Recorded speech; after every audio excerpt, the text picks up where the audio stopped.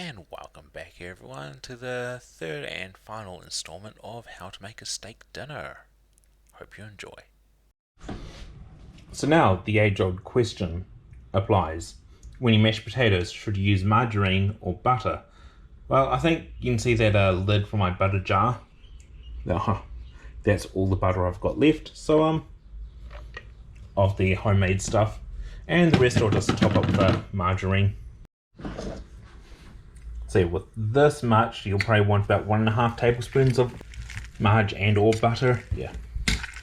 Normally you can also add milk to it, or cream if you really want.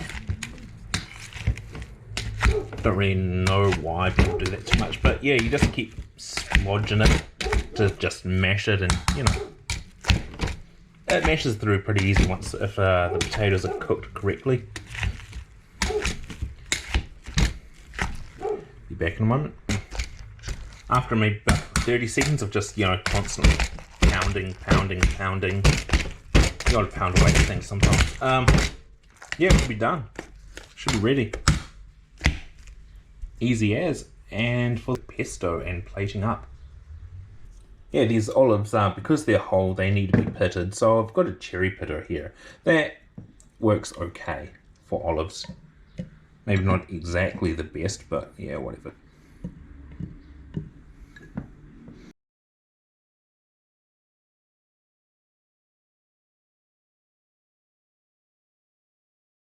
Done. 7. Cool. Little stone left on one of them. It's not exactly the best, but it does the job. Alright, I did a second lot of 7, so that's 14 olives in there in total. If you have your own ones that are already pitted, then probably easiest to use them.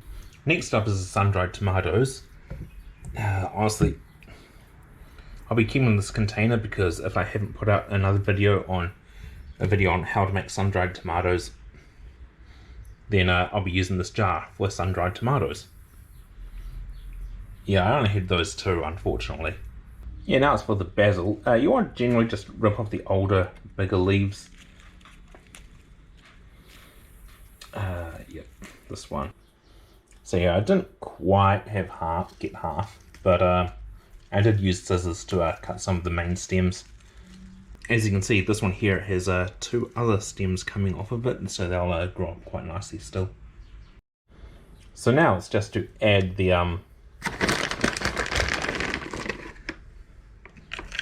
1 handful. I'm going to do about 2 handfuls of peanuts.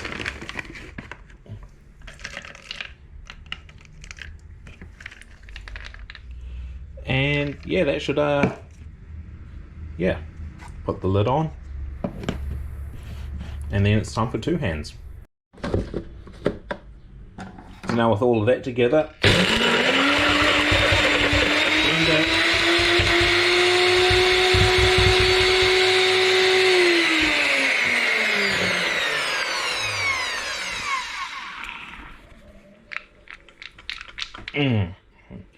it's really not moving around too much in there. I'll sort some things out, and I'll see you when I finish it. A little grey than I'd like, but still chunks of peanuts in there, as you can see. But generally this will be done. That little bit of stalk down in the end will just have to get thrown out. But apart from that, it's good. And it's time to plate up. Step 1. Get out some of the mash. Shape it if you wish. Maybe get out a bit more if you personally want some more. Add it to the blob that you've now just made. Over to the gravy. It's thickened up a fair bit. Still got a lot of lumps in it, but yeah, whatever. This is home cooking, not chefing. Alright. Yeah, maybe poured a little bit too much olive. Tastes nice. 2 steaks. Of course you want to grab up some onions. Grab up some of the shrooms.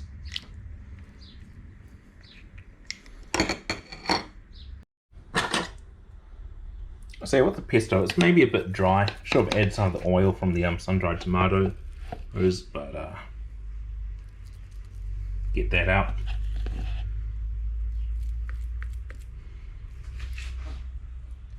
Got the pesto, got the steaks, got the mashed potato, got onions and mushrooms, and gravy. All that's left is the coleslaw.